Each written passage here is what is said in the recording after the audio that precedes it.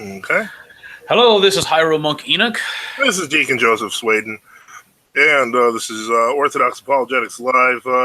Kind of an impromptu, not scheduled one. So if you're just coming in, thank you for listening. Well, it's interesting how we got here. Apparently, excuse me. What are you eating, Father? Oh, well, I'm glad you asked, Father. I'm actually eating a tuna steak. It's only half cooked, so it's slightly browned on each side. Some shrimp and vegetables on top of a salad. Oh. In any case, so we'll talk more about that in just a little bit. But because obviously my diet is important. But we basically were putting this on because we just noticed that in the last episode we did, the episode for January 2nd, that was before I debated the Protestants, and that's an interesting thing to talk about, but we'll talk about that some other time. We got a whole bunch of these comments from Cyprian Craig Crawford, who's clearly becoming our biggest fan. Since we don't want to link back, we can read back and we can answer these things directly, because there's a lot of false things. He puts a bunch of patristic quotes, and it's just time to answer this thing about the geocentrism, about us and our vainglory and all this stuff. I mean, this is ridiculous. So where do we get started? Okay, go ahead. You start first, Father. Okay, well, let's see. We'll start with, I guess, the first comment that's listed here, which says, now to address another point, our monkey Nick, while much more mature and reasonable to deal with than his partner, with whom he is unequally yoked with, has once again not spoken accurately about me. Never have I stated anywhere that if one does not openly confess geocentrism, they are a heretic and should be deposed or excommunicated. That is a diversionary sleight of hand and straw man argument on the part of Father Enoch, because he and his partner are simply not comfortable dealing with the topic of geocentrism. That's why Deacon Joseph banned me from the Orthodox Apologetics War Room group on Facebook after I made a post there to start a discussion about the fathers and the geocentric phronema of the church. He is filled with pride and vainglory and was embarrassed that he was not in a position to discuss a topic in an intelligent or informed manner, so he makes up some false accusation, calling me a provocateur, accusing me of being someone I'm not, to justify banning me and squelching the topic. Let's stop right there, because that's a lot to begin with. First off, I would say Father Enoch is definitely a much more mature and reasonable speaker. As for being unequally yoked, I'm not even going to touch that, because that's just weird. But okay, he says he never stated that if one does not confess geocentrism, there are heretics or should be deposed or excommunicated. Well, why are you talking about it then? I mean, I'm just curious, because you seem to be like absolute, Cyprian, about talking about geocentrism all the time. As a matter of fact, you posted what appears to be 7 or 8 more posts, some of which are really long and appear to be copies of previous posts, on the topic of geocentrism, and saying that is the patristic position of the church. Well, if you're saying it's the patristic position of the church, that implies that whatever others are holding is not the patristic position of the church, and that implies that in some way, shape, or form they're deviating from orthodoxy. I have a problem with that, because frankly, I don't think the fathers speak very deeply about geocentrism at all. They certainly don't hold to it philosophically, but that's beside the point. The claim is just wrong in some ways. I don't know, did you ban him from the War Room, or did I? I don't remember. I think you did, Father. Okay, well, that's fine. I'll accept it. Because frankly, I don't think it's a worthwhile argument. I think people like flat earthers and geocentrists are really trying to sound like they're very different, and that there's everyone else in some way, shape, or form is deluded, and that they're absolutely right. And I don't care if you want to do that for yourself and want to believe that the earth, that the sun revolves around the earth, but don't involve the church fathers. That's when I get upset. And that's why we're going to cover an entire episode based on debunking what you've written. Father? Okay, so what should we do? What should we start with now? Okay, well, I'm going to skip to the stuff about pride and vainglory. That's at the end. So let's take a look at what he's got here. All right, so we're gonna skip the scripture, on this because he put in a lot of fathers. Well, we can read the scripture. The sun, when it appeareth, declaring at its rising a marvelous instrument, the work of the Most High. At noon it parcheth the country, and who can abide the burning heat thereof? A man blowing in a furnace and works of heat, but the sun burneth the mountains 3 times more, breathing out fiery vapors and sending forth bright beams that dimmeth the eyes. Great is the Lord that made it, at his commandment runneth hastily. I'm not exactly sure what that quote's trying to defend. Okay, the sun moves, it burns stuff, it has rays. What exactly is he? What do you think he's trying to defend with it? I think he's trying to say that this means that you have to believe that the sun revolves around the earth. But it doesn't say that. Okay, well, yeah, you're right. Let's look at the next one. St. Gregory the Theologian, this is a funeral oration of St. Basil. The sun is extolled by David for its beauty, its greatness, its swift course, and its power, splendid as a bridegroom, majestic as a giant, while from the extent of its circuit, it has such power that it equally sheds light from one end of heaven to the other, and the heat thereof is in no wise lessened by distance. Mm-hmm. Okay, let's continue. Okay. St. Gregory the Theologian, in his second theological oration, how the sun came to be a beacon fire to the whole world, and to all eyes like the leader of some chorus, concealing all the rest of the stars by his brightness, more completely than some of them conceal others. The proof of this is that they shine against him, but he outshines them, and does not even allow it to be perceived that they rose simultaneously with him. Fair as a bridegroom, swift and great as a giant, for I will not let his praises be sung. Will not let his praises be sung from any other source of mine own scriptures. So mighty in strength that from one end of the other of the world he embraces all things in his heat, and there is nothing to be hid from the feeling thereof. But it fills both every eye with light and every embodied creature with heat, warming yet not burning by the gentleness of its temper and the order of its movement, present to all and equally embracing all. Okay, so far, the only thing I see here is that the sun outshines the stars during the daytime, but that's true. Bless you. So I don't see anything that actually is wrong there. So we continue. Have you considered the importance of the fact that a heathen writer speaks of the sun as holding the same position among material objects as God does among objects of thought? For one gives light to the eyes as the other does to the mind, as the most beautiful objects of sight as God is of those of thought. But who gave him motion at first? And what is it whichever moves him in his circuit, though in his nature stable and immovable, truly unwearied, and the giver and sustainer of life, and all the rest of the titles which the poets justly sing of him, and never resting in his course for his benefits? How comes he to be the creator of day when above the earth, and of the night when below it? Whatever may be the right expression when one contemplates, or whatever may be the right expression when one contemplates the sun. Okay, so basically he's making use of a heathen writer's poetry, basically saying that there's kind of a mystery to it, and then he adds, or whatever may be the right expression when one contemplates the sun. In other words, if there is a more right expression, maybe we should use that. Just a thought.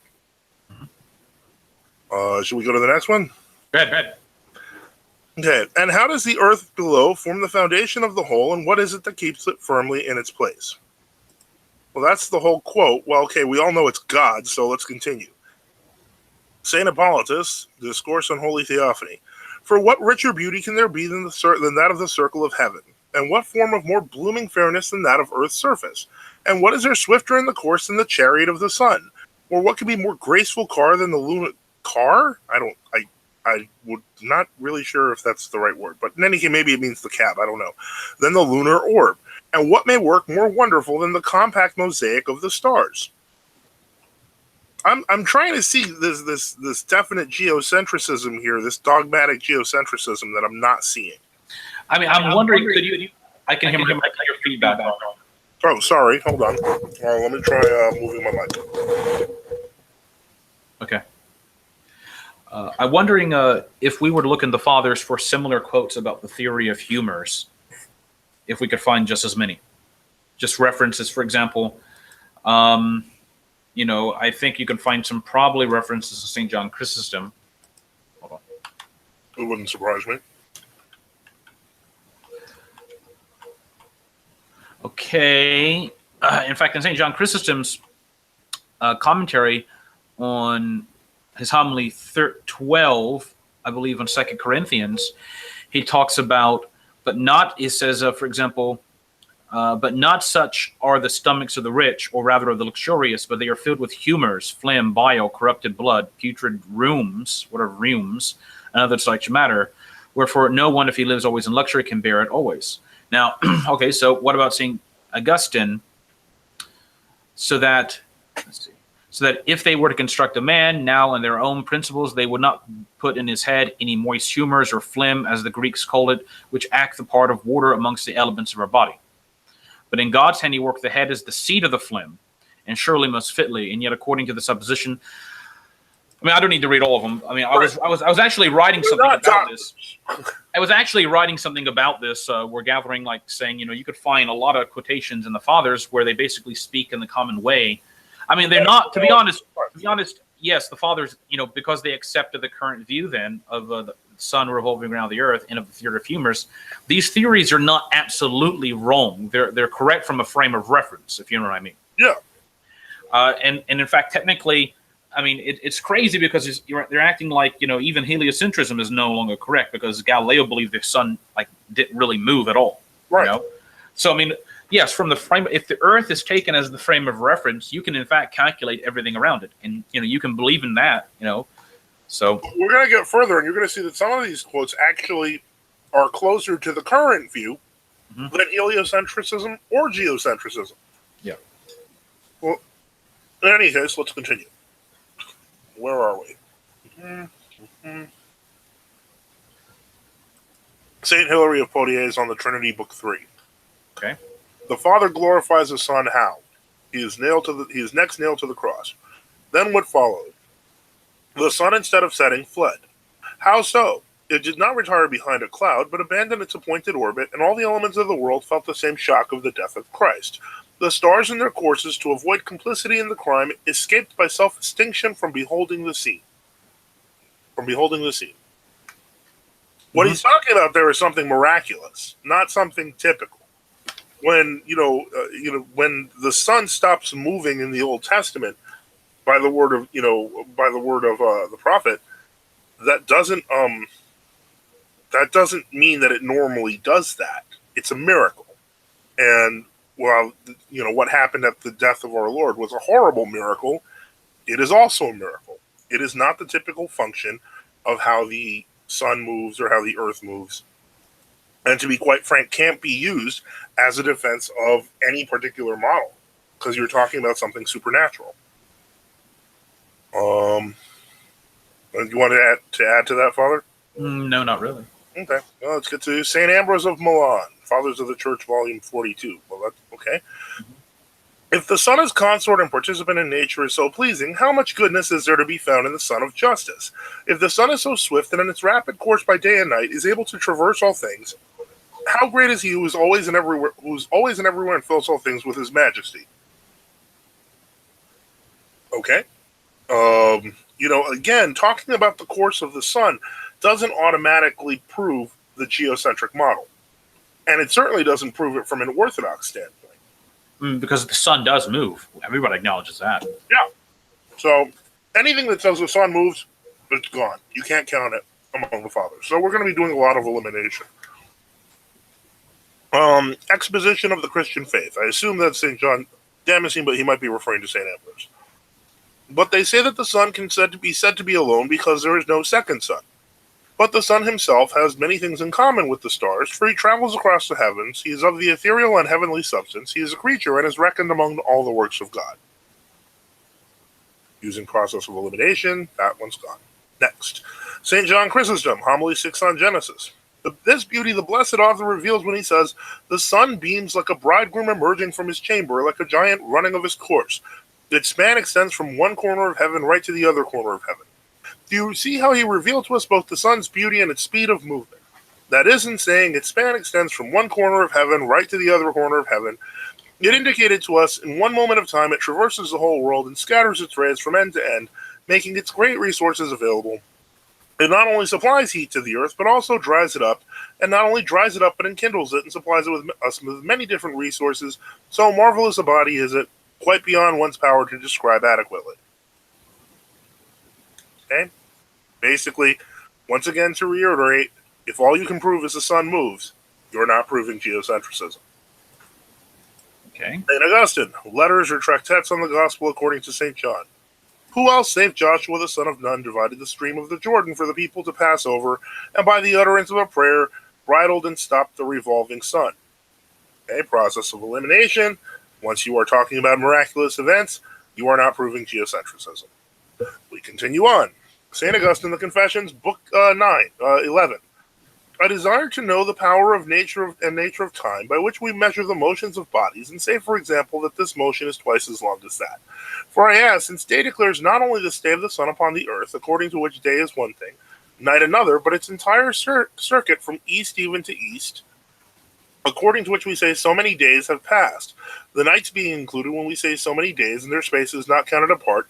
Since then the day is finished by motion of the sun, and his circuit from east to east, I ask whether the motion itself is the day, or the period in which the motion is completed, or both. Now that's actually a very interesting quote to choose, because not only are we dealing with the movement of the sun, but St. Augustine doesn't sound sure of himself on this, and he's curious as to how the real movement of the sun works. Read the quotation again. I desire to know the power and nature of time, by which we measure the motions of bodies, and say, for example, that this motion is twice as long as that. For I ask, since, quote, day declares not the stay only of the sun upon the earth, according to which day is one thing, night another, but also its entire circuit from east even to east, according to which we say, quote, so many days have passed, end quote, the nights being included when we say so many days, and their spaces not counted apart, since then the day is finished by the motion of the sun and by his circuit from east to east. I ask whether the motion itself is the day, or the period in which that motion is completed, or both. Okay. It doesn't sound like he's making a declaration, but he's asking questions. Well, what is that from his exposition of the Christian faith, or is that from the City of God? The Confessions book. Okay. So then he says, St. Augustine, the City of God, book 12. This he said either of those things which he had just been speaking. The succession of generations, the orbit of the sun, the course of rivers, or else of all kinds of creatures that are born and die. Now that's an interesting one. I actually want to see what the rest of that is, because he's talking about like a lot of things, not just, the movement of the sun, but he's talking about the course of rivers and all the kinds of creatures. I'm wondering whether, I'd have to see the quote, but it sounds to me like the person is looking for an encyclopedia. Give me 1 second, and I will find it.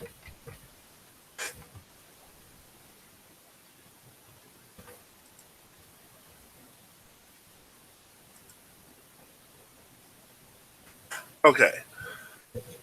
Some too, in advocating these recurring cycles that restore all things to their original cite in favor of their supposition what Solomon says in the book of Ecclesiastes. What is that which has been? It is that which shall be. And what is that which has been done? It is that which shall be done. And there is no new thing under the sun. Who can speak and say, see, this is new? It has already been of old time which was before us. And then the quote, these things he said of which he had been speaking, the succession of generations, the orbit of the sun, the course of rivers, or else of all kinds of creatures that are born and die. For men were before us, are with us, and shall be after us, and so all living things and plants, even monstrous and irregular productions, though differing from one another, and though some reported as solitary instances, yet resemble one another generous, insofar as they are miraculous and monstrous, and in this sense have been and shall be, and are no new and recent things under the sun. However, some would understand these words as meaning that the predestination of God of all things had already existed, and thus there is no new thing under the sun. At all events, far be it from any true believer to suppose that by these words of Solomon those cycles are meant, in which, according to those philosophers, these same periods and events of time are repeated. For if, for example, the philosopher Plato, having taught in the school of Athens, which is called the Academy, so numberless ages before, at long but certain intervals, the same Plato and the same school, and the same disciples existed, and so are to be repeated during the countless cycles that are yet to be, far be it, I say, for us to believe this. For Christ once died for our sins, and rising from the dead, he dies no more. And then he talks more about the resurrection. Okay. I don't know. Didn't sound like a very bold defense of geocentrism to me. But anyway, we go to the next thing. Okay, the bottom line is this. This is Cyprian's comments again.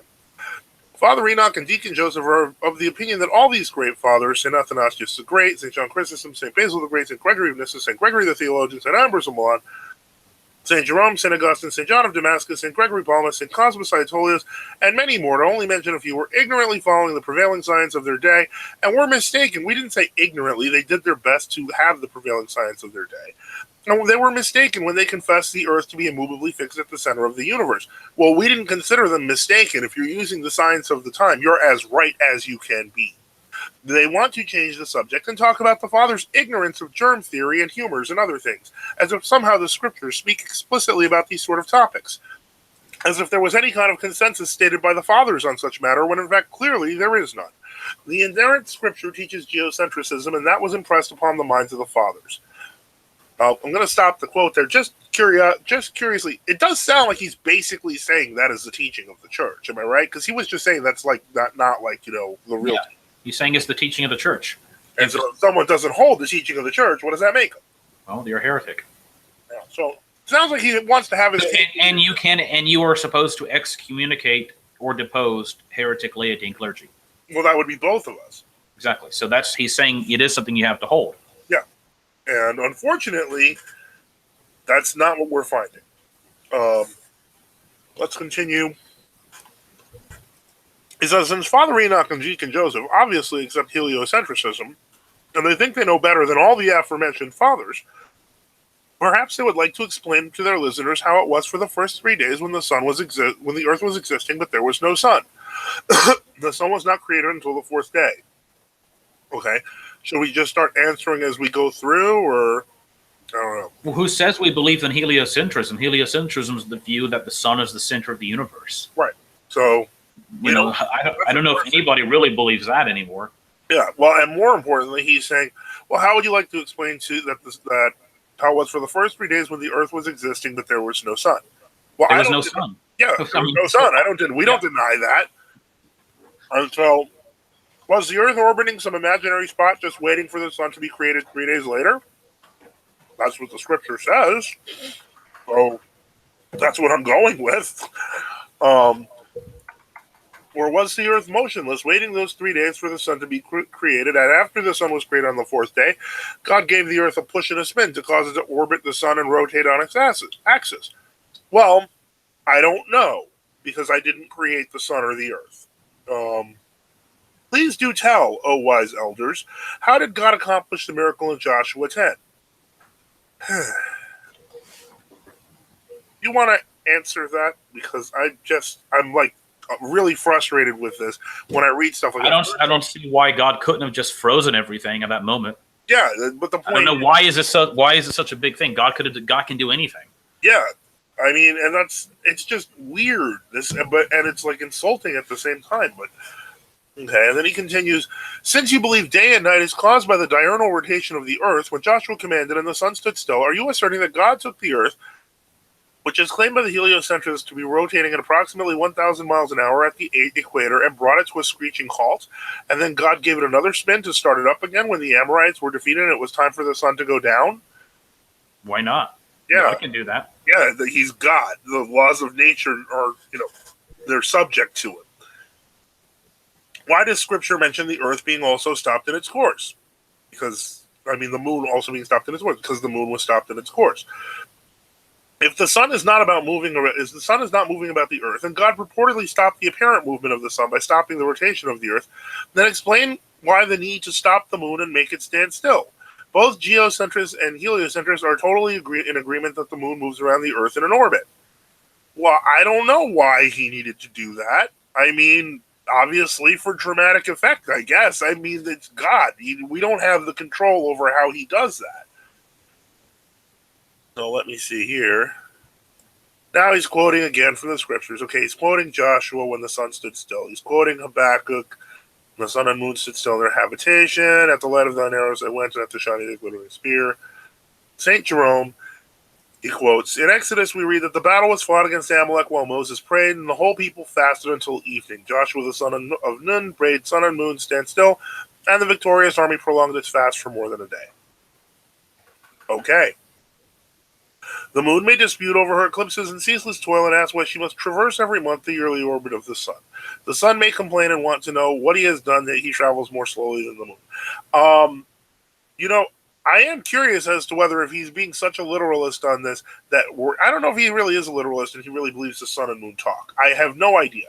But what I do know is that these things are not St. Jerome is talking about the biblical text, and we believe that the sun stood still. We believe the text. Why the accusation that we don't believe it? Because we don't agree with him?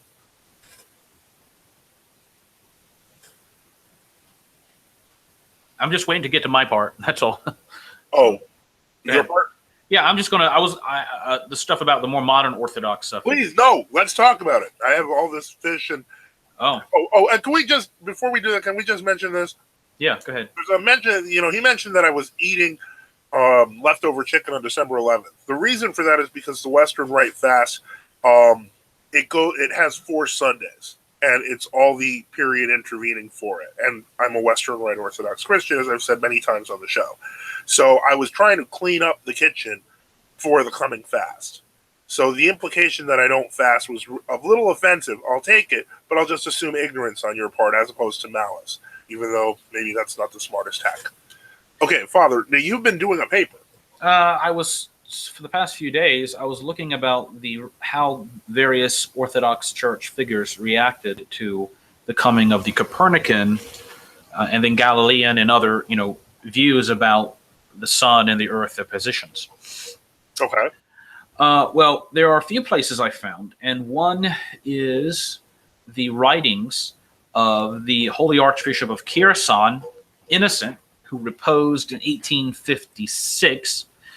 And in his second word about spring, he says the following: "Where does the abundance of light and heat come from at this time?" That is in spring. "Because in the spring of the earth becomes a new, completely different altitude to the sun. In winter, it was indirectly related to it. Why are the rays of the sun, despite its proximity to the earth, they mostly glide along it without producing heat? And in the springs, the earth turns, on our side, directly to the sun, which causes the rays, despite the great distance of the sun, falling directly and being absorbed by the earth.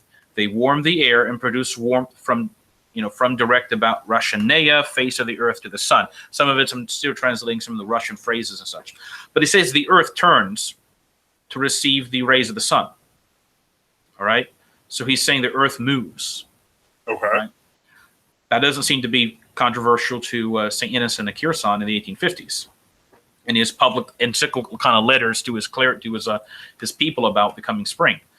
The second is from St. Macarius Nevsky, who was the Metropolitan of Moscow before St. Innocent. And St. Macarius was one of the big opponents of the Bolshevik regime, and they ended up kind of holding him, I guess, in captivity until he kind of died in 1826. So I think he actually is a new martyr, at least a new confessor.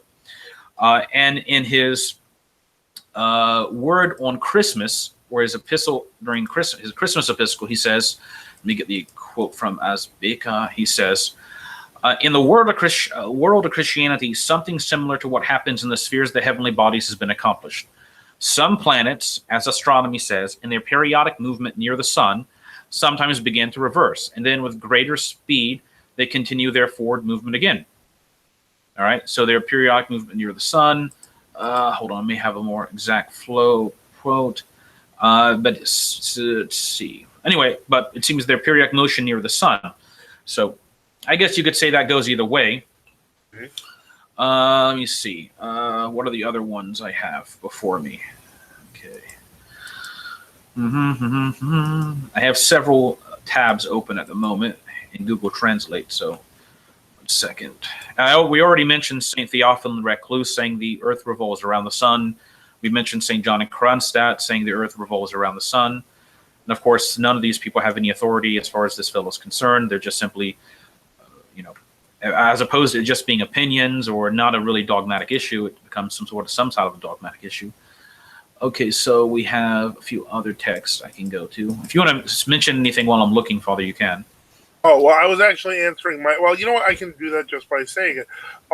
First off, Mike X17, I'd be glad to answer that if you have more of a quote, which letter you're referring to, and that would be helpful. I mean, I'm sure that there's a perfectly good reason, technically, at the time of St. Justinian, the Pope technically would be considered the head of all the churches. He was the protos of the Pentarchy.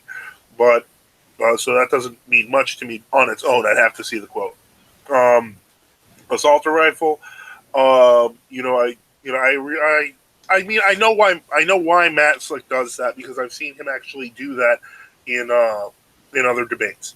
And one of the things that confuse them is that, I mean, to some degree, he may be at times looking for some sort of trap, but most of the time he's trying to get precision, and I was not afraid of precision. As a matter of fact, because as I said on the debate, ultimately, if I find myself in a hole, then I have to just crawl out of it. And that's all. Father, you found it? The Arch, and he reposed in, I think it was 1795, and that was the Archbishop of Mogilev in Belarus was St. George Koniski. He was a locally venerated Belarusian saint and a well-known hierarch and defender of orthodoxy.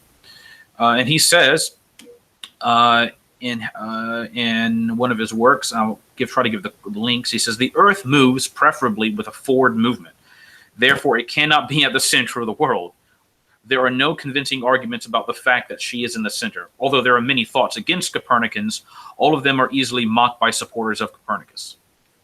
So it seems from what I'm seeing about the Russian saints who actually addressed this issue and had interacted a lot, they didn't really think this. Now, what's true is, yeah, you did have some Russian priests every now and again write a book attacking the Copernican system, and that's perfectly all right. I mean, it's not a dogmatic issue. You can't excommunicate, and you can't say that if you teach this, you're not being a good Orthodox Christian. Orthodox or something. Yeah. Because if you're trying to say this is the patristic dogma, then you're saying it's the teaching of the church. Yeah. Just like that's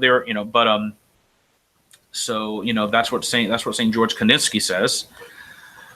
You want to continue answering questions since I'm trying to find these other texts? Yeah, sure. Let's get back to some. Let me see here. Okay, so let's see.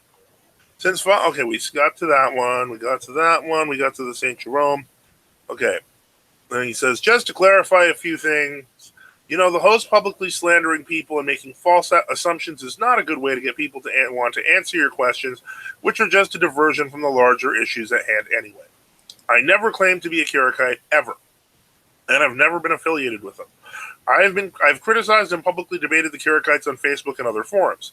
Deacon Joseph slandered me more than a month ago on the show when he accused me of being someone named Archimandrite Nilos from the Kierkegaards. It is a ridiculous and foolish assumption, since I have very publicly and frequently defended depictions of the Father in iconography for more than a decade on multiple forums. Herodotus' Yahoo group, Euphrosinos Cafe, Facebook, and more. And everyone knows the Kierkegaards speak against images of the Father as supposedly being an error and supposedly an innovation. Apparently, Deacon Joseph did not notice even my avatar on the left, which is an icon of the Holy Trinity, with the Father depicted as a venerable old man. I don't know any Kierkegaards who would proudly display an icon such as this.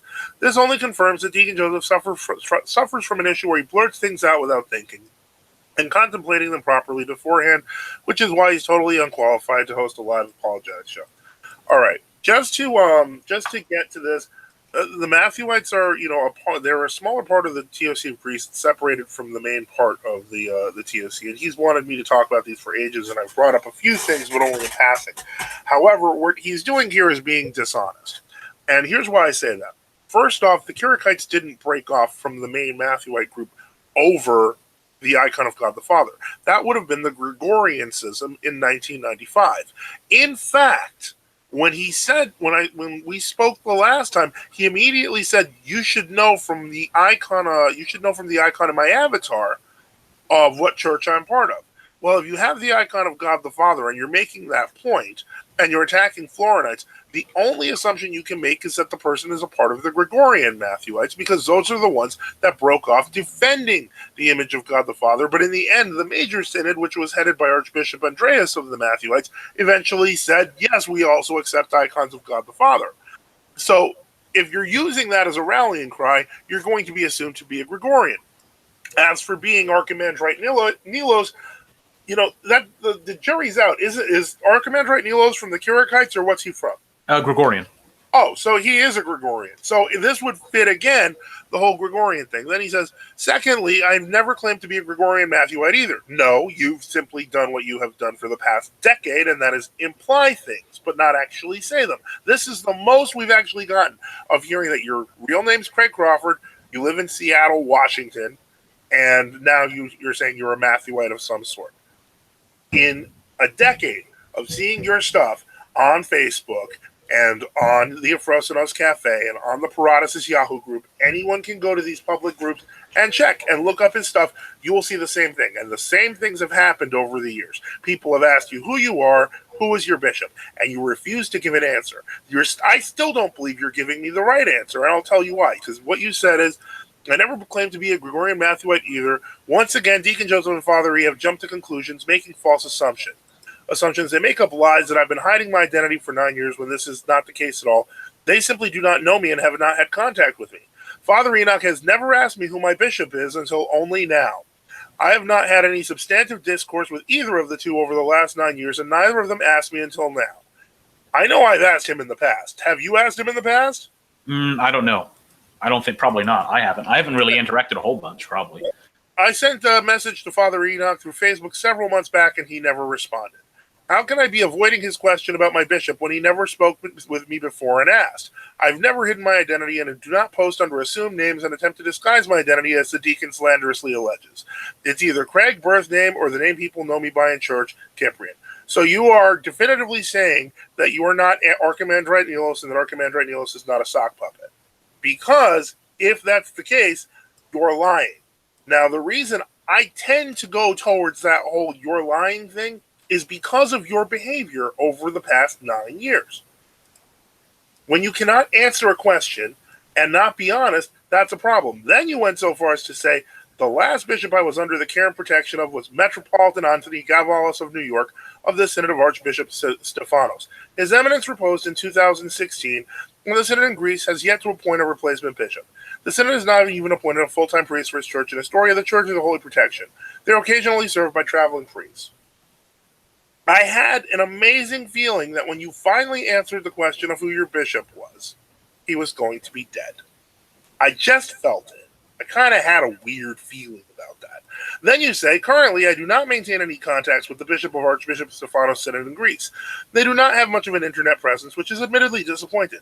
I live near Seattle, Washington, nearly 1,500 miles away from the nearest parish in Arizona, and more than 2,500 miles from Astoria, New York, where Metropolitan Anthony resided. Okay, wait, so if the nearest parish is in Arizona, can we assume, I assume you're talking about Father Stephen Fraser's parish. So if we call him up, will he tell us it's a, dogmatic or a requirement or the teaching of the church that we believe in geocentrism? I'm just wondering. And more than 2,500 miles from Astoria, New York, where Metropolitan Anthony resided. I used to fly to New York to occasionally attend services at his church. I also viewed services via streaming camera feed mounted in the church. If the Synod ever gets around to appointing a new bishop for America, I will seek to become acquainted with the bishop in his confession. Okay, so do you accept the authority of the church you're under? Because it sounds like you're basically like, I'm going to decide whether or not I agree to. That's not how we do things in Orthodoxy. If you accept, supposedly, if you accepted Metropolitan Anthony as your bishop, you accepted the Synod of Archbishop Stephanos as your synod. You're obedient to them, not the other way around. Okay, so St. Innocent of Kherson, and I'm going to put the link in the chat here, wrote a book or little work called On the Creation of the World. All right? Well, the doctrine of the creation of the world. And I'm going to put the link in the chat. It's going to be, you can use Google Translate, and you can basically, if you use Google Translate, you can get the basics of it. But near the bottom, at the very end of it, he addresses some issues, and he says, does Moses describe the pure historical truth, or is there an admixture of poetry in it? That is, in the creation account. St. Innocent says the story is purely historical in the sense that its content is a true occurrence, and not any fiction or the imagination of the poet who asked himself how could the world happen, and then decided on the concepts. But this account, in this respect, is purely historical. On the other hand, it is mixed with anthropomorphisms. It says about God that he says and produces the word, and God said. So in other words, St. Innocent saying that God didn't have, necessarily vocal cords and things and such. St. Innocent then says, also, it says that he praises his work and the like. Consequently, the story of Moses is historical. That is, Moses' account is historical of creation and anthropomorphic. There could be no There could be no pure history here, for man not only cannot describe in his own language, but cannot even imagine in his mind how these great things happen. That is the creation of the world. In addition to anthropomorphism in the image, there is in the narrative of Moses adaptation to the concepts of humans, to our earthly view. That is why the sun and the moon are called great luminaries or great lights, while the latter, that is the moon, is very small in comparison with the other. They are great, but only for us looking from the ground, for our earthly gaze. According to this view, Moses needed to depict the world. For what was the purpose of his story? Religion. He portrayed the world as in the goodness. The generation needed to know it for religion. Therefore, having said briefly about the world in general, he immediately goes to the earth and describes it in detail. In a word, he described the origin of the world, looking at a man. He described what man could see if he were a witness to the creation of the world. Is the world perfect? Moses often repeats, and God said it was good. And at the very end, Genesis 1:31, he says, and it's very good. The purpose of this repetition is to show that everything that has come from God is good and perfect. Without a doubt, Moses had in mind here in antiquity the existing dualistic views of the evil principle and directs its narrative against it. In the name of the perfection of the world, we mean that the world in general, and in particular, every creature has everything necessary to achieve its goals to their existence. So from what I understand, that's in St. Innocent, if you read this kind of whole little, like a little booklet he wrote, he was writing against I guess different people attacking Genesis and saying, oh, well, it's similar to ancient accounts and such. And St. Innocent's view seems, and you can agree with me from what you heard me read, Father, is that when Moses wrote the accounts, he's not saying that this is a false account. It's actually what happened, but there has to be some sort of accommodation to human thought to actually write the account. Yeah. Because how could people understand it? And a lot of it, he's saying, is being written from the perspective of a viewer, a frame of reference viewer of somebody on the earth. All right. So that seems reasonable. I don't see anything heretical or in some way St. Innocent of Kherson is attacking the church fathers or anybody over that. And as I quoted St. George Kaninsky earlier, who said basically that the Copernican system to him seems the most reasonable. Now, notice in this, at least from the earlier Kaninsky quote, that he's saying this seems the most reasonable in terms of a scientific explanation. So he's not saying that this is somehow a dogmatic view. You know, it's just what seems most reasonable from a scientific point of view. Okay. And I don't know if there's any more I'm trying to write something now about this, not now, but these are some preliminary quotes and excerpts I found. Anything you have to add, Father? Well, no, I think I think you've done some good work there, and I think it's important that people understand that when they start hearing stuff like this, because there's a difference between being traditional and being retrograde, in my opinion. And being retrograde is when you start saying, oh, you must believe in a flat earth, or, you must, believe in geocentrism. It's the teaching of the church, or, oh, you have to go on the paleo diet or something like that. The point is, you can if you want to, but you can't force everybody else to say this is the only acceptable view. Exactly. And it's kind of silly that, people... Now, St. Philip of Moscow, in his epistle of November 20th, dated November 20th, his word, kind of like a public kind of little, like a bishop would write a word or a little paragraph or a little, like a little publication. Yeah. Dated November 20th, 1847 says, for the good of the people in the state in which the king or the czar stands united. The czar is universal. He's bright. He's strong. He's all attractive, all moving, like the sun in the universe. All right. St. Nicodemus of the Holy Mountain. I think this is who we're talking about. Sveti Goretz. I think maybe that. I'm not sure. Okay. Says looking at the bright. He says in his instructive guide to the storage of the five senses, section 3, chapter 3, section 8 says, look at the brightness of the golden sun, the center of the planets, the king among the stars, the vigilant eye, and the inextinguishable torch of the universe. And then, of course, there's a St. John Kronstadt quote on St. Theophan the Recluse. St. Innocent of Kherson says in his book on Providence, in the world, the actions closest to us are performed on the earth. The earth handles other planets around the sun. Therefore, in the sun is the center of all force and physical actions, and behind it should be the power of God. St. Nicholas the Serbian, in his On the Protection of Life, says, we condemn people for completely insignificant and often independent things from them. For the first time in our life, we met a person in a tram. For the first time since, who says for the first time, he heard that the earth revolves around the sun, and the sun looks at the earth, and we see for the first time each other, but we mortally hate him. He mortally hates for, I'm not too sure about the translation here, but it seems like he's talking about there was somebody who did not like St. Nicholas because he said the earth revolves around the sun. So those are just a few of the things I found so far, and I posted one of St. Innocent's works in the chat. But again, from what I can see here, they're just simply adapting to the then prevalent views of the time, just like the fathers would do, as long as those views don't contradict the dogmas of the Orthodox Church. Yeah, absolutely. So because technically the frame of reference is always going to be the earth, and from our perspective, and we're made in the image of God, and so we're the most important. We're the only things out there. Exactly. So if you wanted to calculate everything from the frame of reference of the earth, from my understanding, according to special and general relativity or whatever, you can do that. Yeah. Well, I think maybe your calculations become a little bit more complicated, but whatever. But this is what gets me. This is really interesting because I'm not going to waste more than an hour on this guy. Sorry, Kipran, but that's the reality. But he goes through this thing where he goes through heliocentrism, Copernicanism has been condemned by Orthodox synods, and he lists a few. He mentioned them in German. You addressed some of it, Father. Okay, so yeah. But wait. Here's the real winner. I just want to get to this quote because this is mind-blowing. He quoted St. Cosmas Aetolius, first teaching on the eggs of Pascha. And he says, and it's 7,288 from that time the world was created. This world is like an egg, and just as the yolk is in the center of the egg, so is the earth made by God to stand without touching any other place.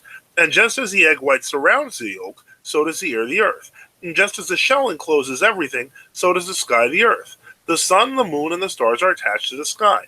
The earth is round, and wherever the sun goes, it becomes day. Night is the shadow of earth. Here it is night, somewhere else it is dawn, and just as there are people here on earth, there are some under the earth.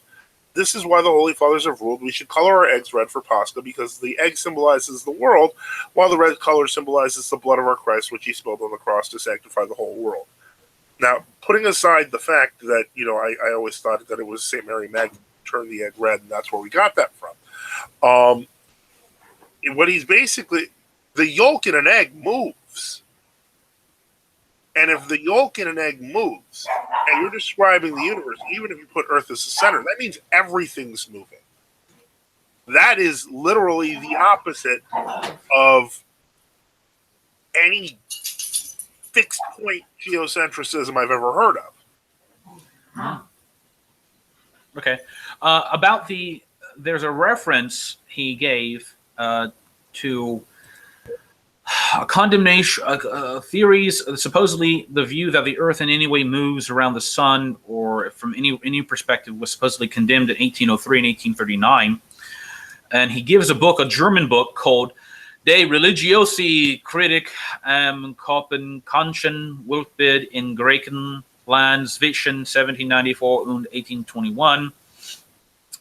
And of course, I'd like to see, what's the actual patriarchal decrees to begin with.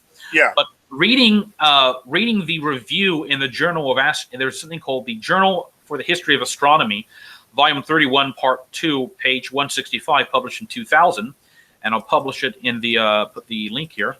It does give a fairly interesting account of the first few decades of the ecumenical patriarchate's interaction with this.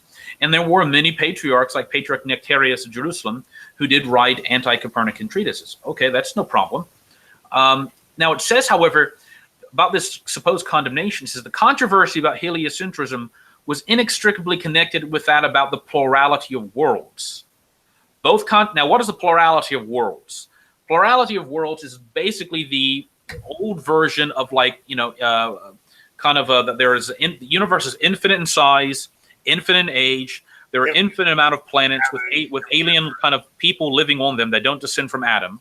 The aliens are coming. Yeah, well, but this is like almost the Mormon conception. Yeah. All right. Okay, yeah. Even worse than the kind of the Star Trek stuff. It's like the Mormons' view the universe is infinite in size, has an infinite amount of people living on infinite amounts of planets and such. Well, right? as you know, if you watched my last debate, apparently I'm a Mormon, so.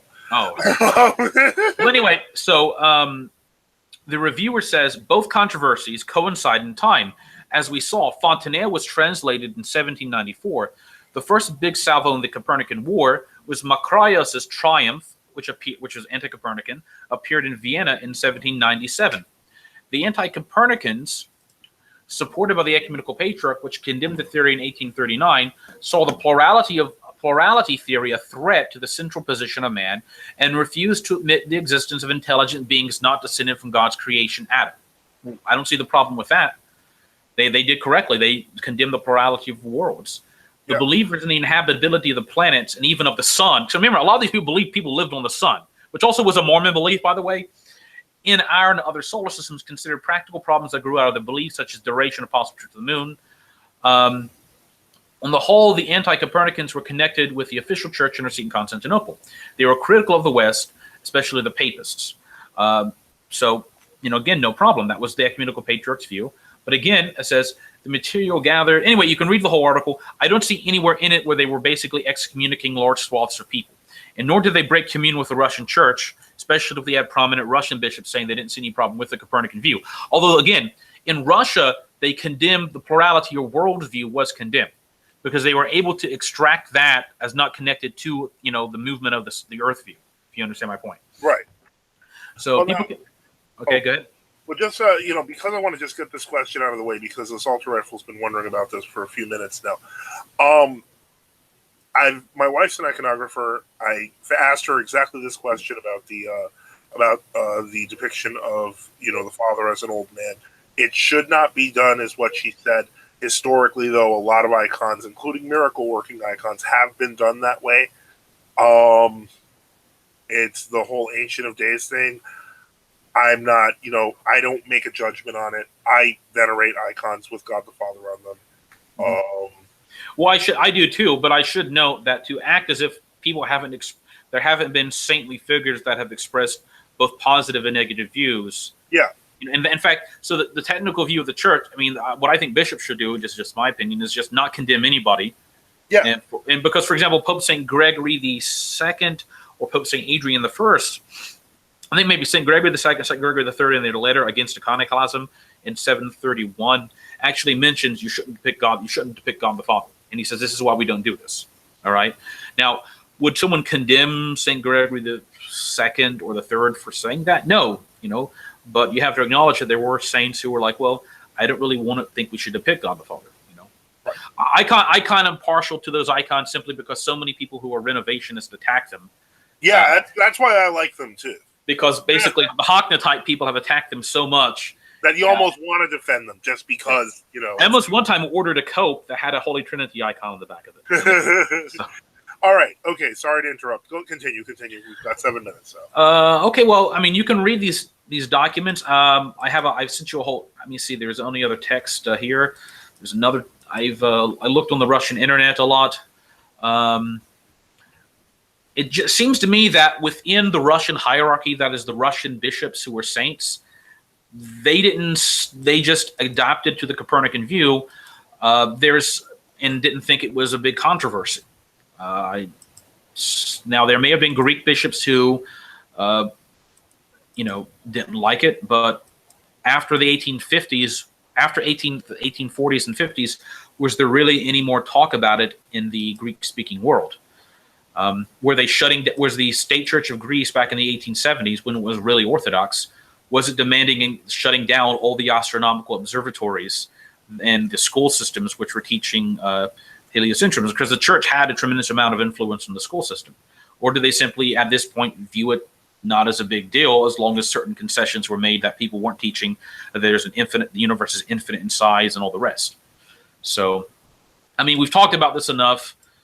I don't know what more to say about it. I don't think there is anything more to say about it. As final things, which were kind of like, basically talking about me eating leftover chicken. It was not a fasting period. Apparently, I said holy mackerel. And I like Spider-Man and Kung Fu Panda, so I'm a bad person. And I'm not qualified to teach orthodoxy to anyone in any setting, live or not. I really don't care about his stupid political views because his basic view is be apathetic about everything. He says it's not sinful not to vote. Well, it's not sinful to vote unless you vote for somebody that's completely immoral. And I don't believe that President Trump is completely immoral. I'm not going to delude myself and say he's this wonderful, great person, or so on and so forth. But the presidents do push laws, and the Congress pushes laws. And the point is, those laws act either for or against our interests. I will suggest people who are in the American electorate to vote with their conscience, to vote with their pocketbook, to vote with their brains. And if that bothers you, Cyprian, I don't care. As for the claim that we're not against ecumenism, first off, I did invite a ROCOR MP priest to share the hosting duties 1 week. It went nicely. I don't think it was bad. I congratulate Jay Dyer on his reception into Orthodoxy because, frankly, I think his methodology is terrible. He continues to quote, philosophy, and I'm not very impressed. Or he quotes secondary sources as opposed to primary sources. But I don't want to insult him, and I don't want to be mean. So I simply say congrats for being, for joining Orthodoxy. But he didn't really join Orthodoxy, to be honest. Well, he joined. Well, we don't even know if he. I heard he was still a catechumen. Yeah. We don't even know. I actually thought he was actually making some. People had. The only reason I know this, people were sending me stuff about, he was like making all these anti-ecumenical patriarchs and said you can't be in communion with them and all this other stuff. Well, yeah, and that's I was like, maybe he's going to make some important move, but he ended up joining the Moscow Patriarchate, which is kind of. Anyway, it still defeats the point. Problem, and this is what I mean by that whole reductionism, that I didn't want to deal with any of this stuff to begin with. Because the truth of the matter is, he's saying, what Cyprian's saying here is that he was received into apostate so-called world orthodoxy, not genuine orthodoxy. Now, why should I agree with Cyprian when at the same time he's saying this, turns and accuses us of being some sort of heliocentrist heretics? And then says, but I didn't really say that, after writing massive screeds, misquoting fathers left and right, and declaring that even the scriptures demand that this is a dogma. In other words, I don't think he thinks we're Orthodox. So why on earth would I agree with him? Are you asking me? No, or are you just being rhetorical? We can go with either one, really. Okay. Anyway. So that's all. I'm not even going to touch the Father Peter here's thing. I don't know how much he loves Romanitas. Well, look, to be honest, there are a lot of people who are not Orthodox I would like to interview. For example, there's this world-famous Egyptologist who's like one of the most renowned Egyptologists that lives in England. And he is the reason I would like to interview him is because he maintains the authenticity of the Pentateuch and the Exodus. And he's just considered one of the greatest Egypt. He's like 90 now. Really? And I've read some of his articles a few years ago, and to be honest, I'd like to interview, even though he's a conservative Protestant and he's not Orthodox, I'd like to interview him just to see how he defends from the, ask him questions about how do you defend against the JEPD stuff when people raise those objections. How do you deal with the chronology issues people raise against the Exodus? Because he's dealt with some of them in his works. I've tried to find some of his books, but if someone's like the world's greatest Egyptologist, but they're not Orthodox, but yet they still defend an authentic view of the Exodus, I would not object to if I could talk to him for 20 minutes on the show and ask him. That would be great. Just like even, I don't agree with all the stuff that Father Peter hears or whoever says, but if they have a book that's about an interesting subject that defends our view of Orthodoxy, what is true Orthodoxy, then I would be more than willing to talk to him. Well, I happen to, it would be, my dream would be an interview Russell Humphreys. Who is he exactly? He's a physicist he's a creationist and a physicist who wrote Starlight in Time. And so he kind of solves the distant starlight problem, but really unique stuff. And it's always funny when they show him on some of these, these programs that they have, and it'll be like these, Bible programs, and he'll start talking and the host will just start getting confused because he gets really into the math and everything. It's fascinating. My point is that those are people who unfortunately are not Orthodox, but they have important things to say that can be used to defend Orthodoxy. Absolutely. And it's a shame there are not more true Orthodox who go get degrees in astrophysics, and if they to write apologetics from a scientific point of view. I wish we had that. We just don't. and probably not going to have that for very long. Well, we're not going to have. We're not going to have it even in the mainline, quote unquote, official Orthodoxy. They really don't have people like that. Or not. Yeah, you know why they don't have people like that? If I may be honest, it's because there's people in the mainline churches who are doing just the same exact things that people like Cyprian are doing, and the people who would have that brain are so turned off by the retrograde behavior they either leave Orthodoxy or leave science. And the point is, we need the thinkers, and that's one of the reasons why I'm not afraid of doing I'm not afraid of doing apologetic shows. I like it. It's good to do that because we're getting the thinkers, and Aren't you afraid about making a mistake, Father Joseph? Though everyone makes mistakes, Father. We're human. Oh, I know. We can't all be infallible. There was another Russian writer who I've been researching, and he was shot by the communists in 1937, and he was former professor, I believe, of like the Kazan Theological Seminary. He was a layman. I'm not sure if he's actually counted as a new martyr, but he was like imprisoned for decades by the communists for being Orthodox and then executed. So he is really a new martyr, I would say. And he was one of the ones that organized the original attempt to have like this thing called the Orthodox Theological Encyclopedia, which was like an attempt to kind of like do an Orthodox version of the 1911 Roman Catholic Encyclopedia, if you know what I mean. I cannot remember his name. I had it somewhere here with my links. I'm going to have to relook it up. But he wrote about this subject, and he was a big creationist.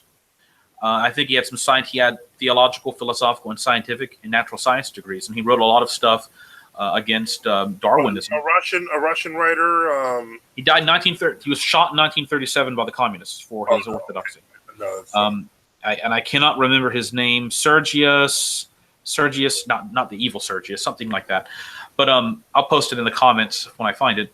But anyway, he wrote a lot defending orthodoxy, and he wrote I think an essay about the whole Galileo theory. All right, and the essay, as far as I understand, was approved by the various bishops. It was in the Orthodox Theological Encyclopedia, which was given which was approved by the Orthodox censor and approved by the Holy Synod. And it was, so at least it's not heretical. You can say at the very least. And anyway, are you there, Father? Oh, I think the Father. Okay. Anyway, he basically says that the Copernican view, probably not exactly right for obvious reasons, because relativity was being general and special relativity were being discovered. It wasn't a heresy to say that. Anyway, a lot of his books are in Russian, so I'm having to find people to help translate some of them. So, okay. But anyway, that's the other person I've been trying to find more stuff on. So, okay. Well, I just got a comment that showed up in here. Apparently, someone is upset. I guess that I said that he does not quote that Jay. Someone has said, Matt. I said something about Jay Dyer. He does quote the last thing I looked at, the last video I looked at was a couple of days ago, and I believe he was reading off of Pomazanski. So no, I would disagree with you. If he does mention academics, it's almost okay. I'm not going to even. See, Ben, why are people bringing him up to us? Why is this so important? I have no idea, and it's like people are obsessed with him and us. I don't know why. I really, it's kind of annoying, to be quite honest, because we're trying to say we don't know the guy, and people are like, "Oh, that's not good enough," and then people are like, "It's just I'm sick of talking about Jay." Well, how come? What we need to do is, I want Cyprian to go on Jay Dyer's channel. Exactly. All right, that's enough. We've had enough. We've answered enough mail. We'll be back next week. Thank you, everyone. Okay, Father, benedicite. Benedicite.